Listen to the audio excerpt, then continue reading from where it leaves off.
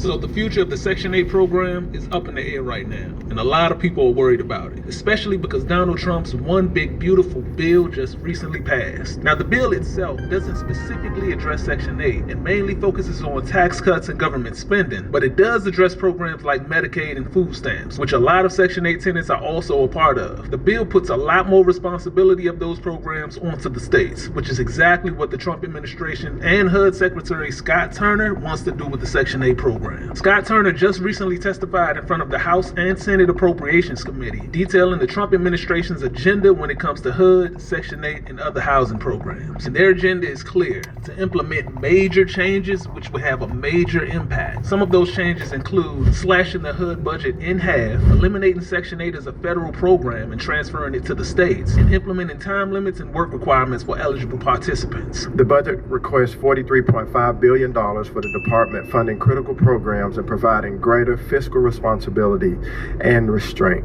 It proposes a state-based formula grant to encourage states to have skin in the game for the funding and design of their own rental assistance.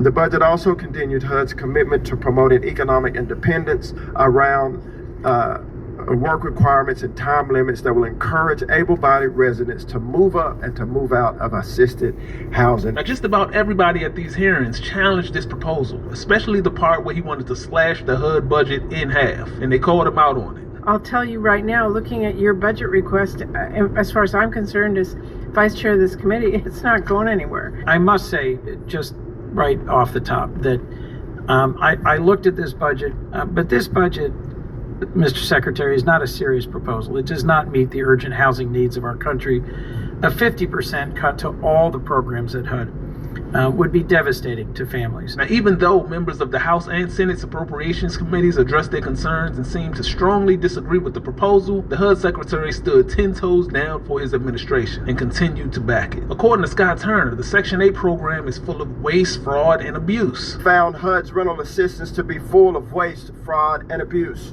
There's a lot of waste, there's a lot of fraud, there's a lot of abuse in our system. We found that HUD's rental assistance to be full of waste, fraud, and abuse. But it seems like he's not trying to actually fix the problems, but more so just shift the problem onto the states. And this was also a point that was brought up during his testimony with the Senate Appropriations Committee. The solution to eliminating all of these services and then rolling them up into a new block grant program, I will assert, Mr. Secretary, will simply shift the burden onto states and counties. States and counties will end up being forced to pick up services for people who will become newly unhoused. The way that things have been going with our government and Congress under this administration, we never know what will get passed, no matter how ridiculous it may sound. And this proposal was not only ridiculous, but if implemented, it would also be very dangerous. It would not only affect Section 8 tenants and landlords, but everyone, and would eventually lead to the end of the Section 8 program as we know it. And we're about to go over everything that's wrong with their agenda and exactly what it means for the rest of us. Now, first things first, if HUD's agenda were to be implemented, it would definitely lead to higher taxes. Now, despite HUD Secretary Scott Turner's claims, the president's budget would save billions of taxpayer dollars. This is just not the case. The federal government wants to cut funding from departments like HUD and add that funding to other departments like the Department of Homeland Security, which would get an extra $43 billion, or the Department of Defense that would get an extra $113 billion, or just to slash taxes for the wealthy. In fact, with the president's one big beautiful bill, the debt ceiling will be raised by about $5 trillion. This country is going more into debt. Taxes are going to go up unless you're a part of the top 1%. But for people like me and most likely you, our taxes aren't going to get cut. This isn't a situation where the federal government is saying, look, since we're cutting federal programs, we're going to cut your federal taxes. No, because that money is going to be used elsewhere on other programs. So if the federal government's plan is to transfer federal programs like Section 8, Medicaid, and food stamps, programs that are extremely expensive to run, if they plan to transfer those to state governments, now guess what? States are going to be underfunded, which will eventually lead to higher state taxes. A lot of states are already strapped for cash and don't have the funds or the wherewithal to just pick up additional programs, especially critical programs that deal with housing, food, and medical. This is going to cost money, and a lot of it. So not only will we lose federal programs and have to pay more in federal taxes, but we'll also gain state programs, which will lead to us paying even more in state taxes. This is going to affect everyone, especially the middle and working class. Now, the biggest difference between voucher programs like Section 8 and programs like SNAP and Medicaid is SNAP and Medicaid are self-dependent programs that are strictly ran by the government, while the Housing Choice Voucher Program, even though it's ran by the government, it depends on partnerships with private landlords in order for the program to run. And one of the biggest problems with trying to shift the Section 8 program onto the states and implementing stricter eligibility requirements for participants is turning landlords away. As a Section 8 landlord, if I'm told that my tenants are only going to be able to receive rental assistance for a maximum of 2 years, this will definitely drive me away from the program. Having voucher holder tenants stay longer at a property is a huge benefit to renting through the Section 8 program as a landlord, because on average, Section 8 tenants stay a lot longer than private tenants. But now you're taking one of our biggest benefits away. Turnover and vacancy expenses is a landlord's biggest expense, and now you're forcing us to go through that every 2 years. Who wants to constantly have to screen and vet tenants every other year? At the very least, the minimum should be no less than 5 years, but I'm more of a fan of 7 to 10 year time limits. But 2 year time limits is going to kill the program because of lack of landlord participation. I'm already getting messages from Section 8 landlords about selling their properties or switching over to renting to private tenants. This is not good for the Section 8 program. And the same thing goes with work requirements. Yes, I agree with requiring certain participants to work, but it can't be so cut and dry, like if you have a job, you get the benefits. If you lose your jobs, you lose your benefits. That's taking away another major benefit from Section 8 landlords, which is the tenants' benefits will continue and their portion of the rent will be covered if they happen to lose their job. During the pandemic, when a lot of people weren't working, the government had to implement laws that didn't require them to pay their rent or their mortgage. Well, Section 8 landlords didn't have to worry about that and got paid in full every month, whether the tenant was working or not. Take this benefit away and you're going to lose a lot of landlord participation. And one of the senators at Scott Turner's testimony with the Senate Appropriations Committee understands that private landlord participation is the backbone of the Section 8 program. And I'm working on a bipartisan piece of legislation with Senator Kramer of North Dakota called the Choice in Affordable Housing Act.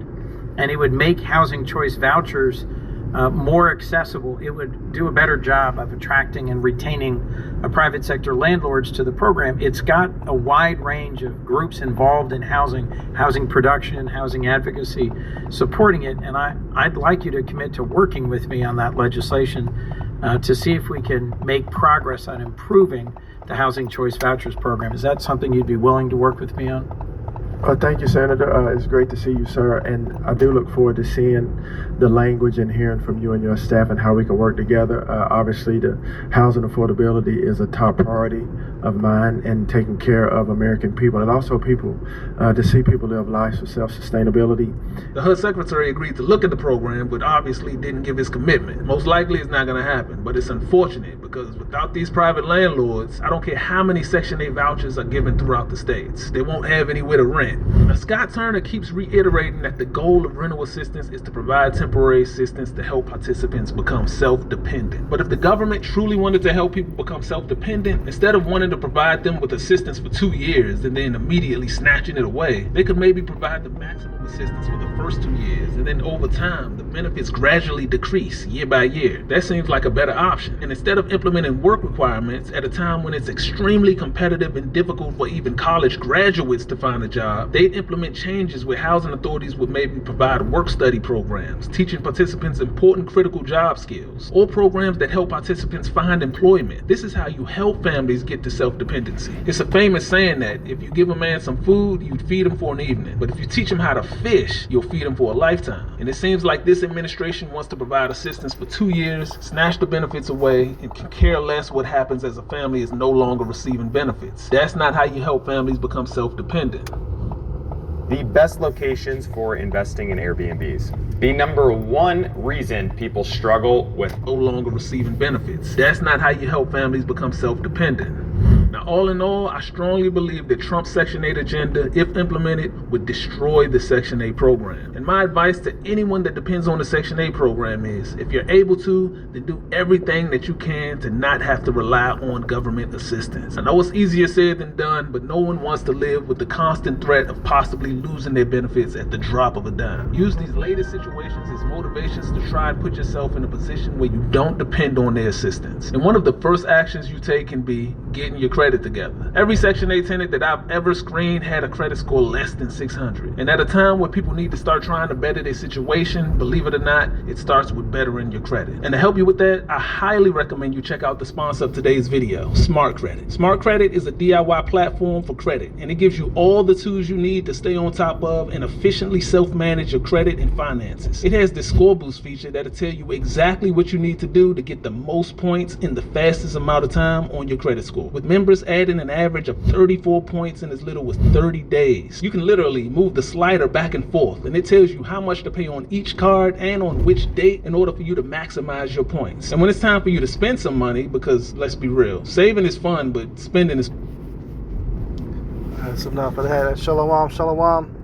First off, I want to give all praises, honor, and glory to Yahweh, Ba'ashem, Yahushai, Ba'ashem, Rakakadash. Yahweh being a true name for Heavenly Father, Yahushai being a name for His only begotten Son, who the world ignorantly calls God, in Jesus Christ. I want to give double honors to our apostles, double honors to our elders, a great millstone, Natasha's truth and will well, and citations to hopefully that person's truth and honesty and sincerity. This is Brother Yahweh Sop. Come to listen to the Spirit Power, Yahweh Shai. Another update, end times, and events. As you can see, Section 8 is under huge chance of just being straight up ended. Okay, and this is gonna humble a lot of women that's been, depending on government as their husband instead of actually going to have a husband and submitting and serving and being good to him. You guys accepted, or you women have accepted Big Daddy government as your man, and now that man is divorcing you, okay, because he was never supposed to be your husband in the first place. So hey, this is huge news, man. This bill is on Trump's desk to sign, and he hasn't signed it, and they're celebrating, man. So what's interesting to see how this plays out is what happens to the people that have already been on Section 8 for more than 2 years, because you got people that have been on it for decades. Literally, you got people that have been on it 20, 30 years, 4, 5, 6 years, 3 years. They've already been on this Section 8 system and program. So with the 2-year cap, it's interesting to see what's going to happen if they're just going to, starting into effect now, make cuts to everybody that's been on it, that's been an able-bodied person to work, or if it's going to be something else as far as, they get, up to 2 years after the bill took into effect. I don't know that. If anybody does know, I appreciate it. You just let me know on the comment board on how that works, so everybody can be edified and know what to expect. But hey, we in these times, man. We in these times. A lot of you people, y'all are in big trouble, man.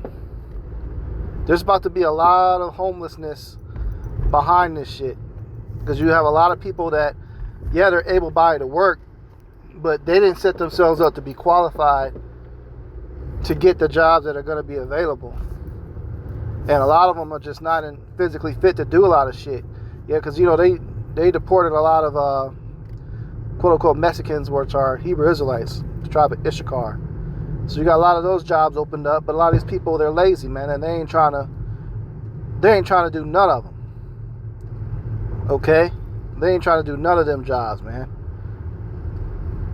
So, hey, it's just a lot of people about to be without. Okay? And this reminds me of the scripture, when the people were asking Yahweh Shai and complaining about the taxes. Okay? And that was a time period, same thing. You got the same wicked ruler that's about to be pushing taxes on the people. But that's another thing. Not only are they about to lose Section 8, bro. On top of that, it's going to cost more to live because of the taxes are going up. And you increase the state taxes, okay? You increase the federal taxes. It's going to affect the state taxes, because some states might try to, fund a housing program. Some states might do it. But like you said in the video, a lot of states are broke. That's why some people move from state to state. So some states just won't have the money to do it, and the states that do have the money to do it, it's going to be a cap because they for damn sure ain't got enough to pay for all the people that have that benefit. They ain't got money like that, especially when you got states, such as Missouri. Their money is going towards development of the city. They building all stadiums and shit, and getting ready for the World Cup. That money set aside for that. It didn't set aside. It didn't have a budget plan for public housing assistance because it was all trusted that the federal government would take care of it. So all of a sudden, it's been stopped abruptly. Like this wasn't even gradual. It's abruptly been stopped. So these states have not physically planned or counted for being able to fit the bill for this shit. So like you said, hey, this guy at first when I first seen his channel, he was really saying that, they're never going to get rid of Section 8. They're good. He was on that type of tip. And now he's straight up telling you that shit's about to be done away with. And he's been one of the people that's been profited off of it. He's been an advocate of teaching people how to rent out homes for Section 8, which, hey, is wicked, man. The Section 8 program is extremely demonic and wicked. It's been the catalyst, probably the number one catalyst of why our women have gone and behaved the way they are. As far as, our communities being destroyed, the families, the man not being in the household with the woman. This demonic ass program has been the center cause of the women, willing to leave their men because it's more than just the financial assistance. It's the mentality the pride that they got from it. That they don't need us. When you get rid of the need for us, you get rid of the desire to have a husband, because they can have the freedom to have whatever jobs they want, and they get their house paid for. So that caused them to be really disrespectful and tear apart their marriages and their homes, which I went through that last year, man. And it's been multiple times I've gone through that. Because they have that backup plan in their back pocket, that they can leave and get assistance. When all the assistance is being stripped now, because they're also saying that the state has to fund the SNAP benefits and EBT. Where's the state going to get all this money from? So that means everybody living in the state is going to have their taxes increased. And it's not that the taxes, like you said, stayed the same and just switched over. The federal taxes went up. They got rid of it. So you're already going to have to pay for more money for federal taxes. And now you're about to be double taxed by the federal government, and now you're double taxed by the state to be able to pay for a Section 8 program. And states have the right to individually just say, no, we're not going to do it. And there's no incentive for a landlord to rent out their property if they're only going to get it rented out for 2 years. And like you said, you got to re-vet. And you're already taking a huge chance of having someone rent out your property on Section 8, because those type of people tend to tear the units up. And they come with a certain mentality of ghetto black women with a bunch of kids and drama, and they come in these homes and they don't maintain it. They come with roaches. They tear up the property and domestic violence issues. They get pets in there when they're not supposed to. The property gets peed out. It stinks. I know for experience, man. I've dated women that did this. Like I said, last year, same situation. She tore that property up, man. It was terrible. And the landlord ended up just selling it. And why she sell it? Because some of them were paying attention that this was getting ready to come. So this means that this program is pretty much cooked. It's done for, man. Okay? And it's the prophecy of an upcoming economic collapse and civil unrest. We told y'all, man, it's not just the war in Iran that you have to worry about. The people that are saying all peace and safety, all with it. It didn't escalate further. Now there's a ceasefire, so everybody getting all comfortable thinking everything's cool. But we told y'all there's more than that you had to be concerned about. We told y'all this bill was coming, man. They're still doing the migrant shit. Okay? ICE is still raiding and kicking people and taking them and kicking them out. You know? You still got to deal with that. And now they're building concentration camps for these people. So this is leading up to all chaos and riots to getting ready to break out. Like I said, I don't know what's going to happen with people that's already been on Section 8 for over 2 years. If they just say, yeah, that's it, they get a letter and saying you got to pay out of pocket. If that happens, it's going to be mass homelessness everywhere. Because there's people that are on Section 8 and still struggling while on Section 8, even if they got a job. Because of how expensive shit is. So you mean to tell me your taxes about to go up, which means your paycheck about to be smaller. You get paid every month, right? You're supposed to elect for them to automatically take the taxes out your check. So now your paycheck about to be smaller. You're already struggling. And it's about to be double smaller because now the state's required to pay for Section 8 and then the federal taxes went up. These people about to lose their minds, man. And these are called draconian laws. Okay? The Caesar back in Rome, he came up with laws like this Nero did. And they're labeled draconian, meaning they were basically evil laws or, unfair laws. He's making a lot of unrighteous decrees because he didn't gradually do this shit. He just stripped it. Which good for you Eve, man. All you nigga women out there, you ripped apart your homes because you were proud and you had that safety net in the back of your mind that you can go hop on programs like this so you can dog your man out and tear your marriage up and go have a bunch of roster and rotate for men. This is all about to it's going to set a chain reaction for all that shit to come crashing down. Okay? So, hey, we about to see a lot of stuff that's getting ready to happen behind this. This is Ezekiel 7 and 19. It says, they shall cast their silver in the streets, and their gold shall be removed.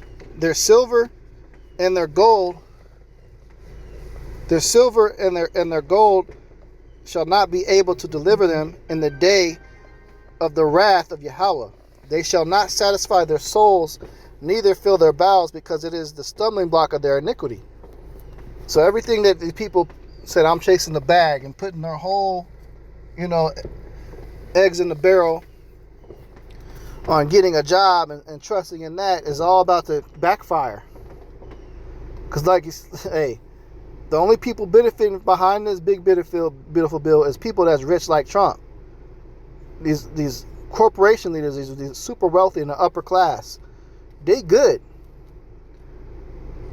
But the majority of America is middle and lower class, or really mostly lower class now. So how you think that's going to feel? They're going to throw their money in the street, man. Eventually, this dollar's going to crash, man.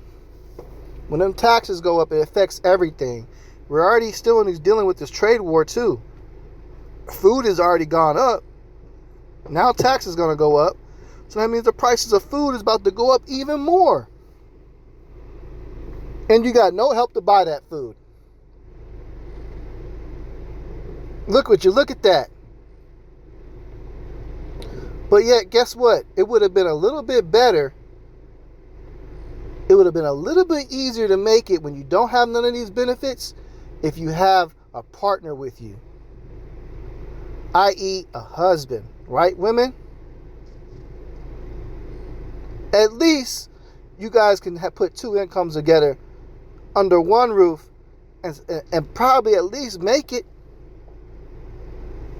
But no, y'all wanted to be on your own. You don't need a man. And this message just ain't for people on Section 8. It's about to fuck up all these Americans, man. All you lower class citizens and middle class, y'all about to be fucked behind this. All y'all, man. And they talking about no taxes on overtime. Okay, that's cool. But how many people want to do them type of jobs that require you to do overtime to make a little extra money? The job market still is not all that great. And they did away with all the job training programs that were tied to Section 8. There was a lot of programs that help you find work and train you to work. That got cut. So these people, if they ain't already got some type of college degree, are really screwed. You know? So that's why they're going to start throwing their gold in the streets, man. Their silver in the streets. This money is not going to do people no good. All right, this is Matthew 22. Okay, we'll start at verses...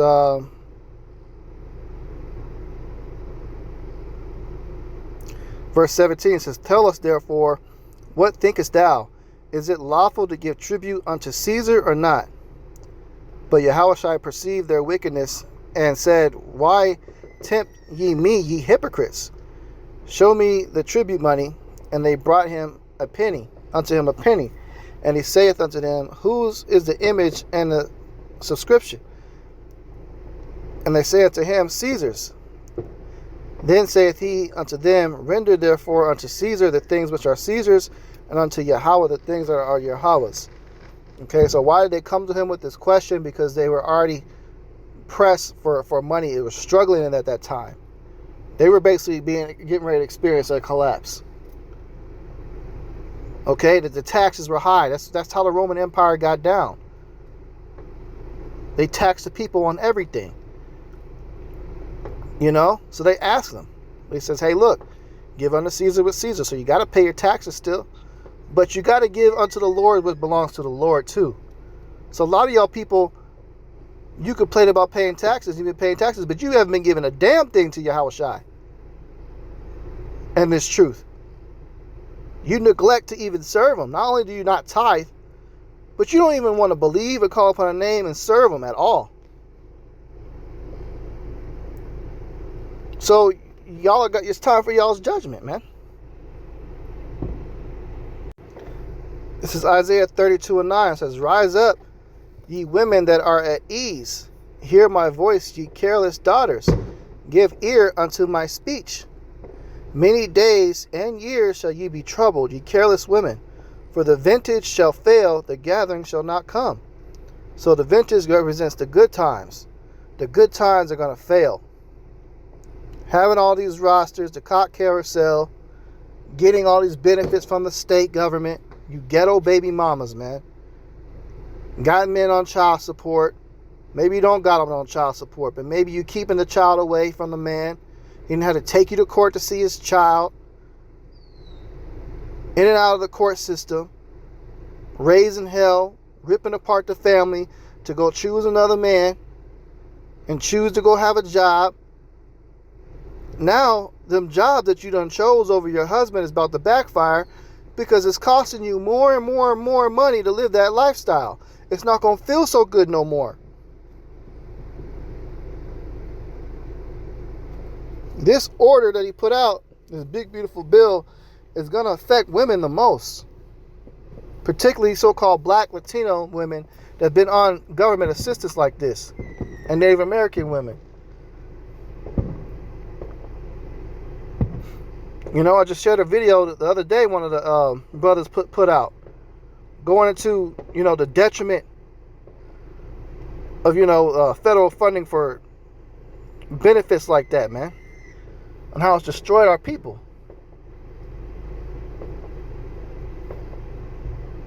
So, hey, the vintage is failing, but the gathering shall not come, and nobody's going to come gather to save you no more.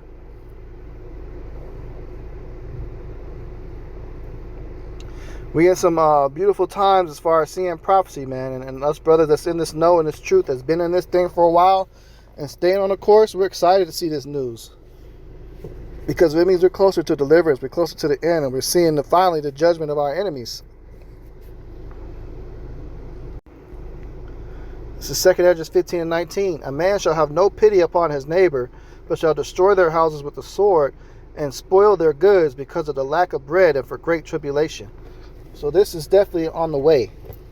Civil war is coming and civil unrest is coming. There's more and more things adding to the tensions of civil war. You take away these benefits that's going to make people homeless, and you increase the taxes to take more of their paycheck away, and you're doing mass deportations. Hey, you about to have a lot of stuff more going on than just marching, talking about a No Kings protest. You about to have nationwide riots. More shit is coming, man. More shit's coming on the way. So with that, you know, Lord's will says is edifying. While all these people are celebrating the 4th, man, and celebrating this nation's about to fuck all these people up. The irony. Judgment's coming. So with that, I'm going to close out. Give all praises, honor, and glory to Yahweh, by Hashem Yahushai, by Hashem Kakadash. Double honors to our apostles and elders, great millstone, Natasha's truth and will. And salutations to you, hopefully like pushing this truth and honest sincerity. Shalom.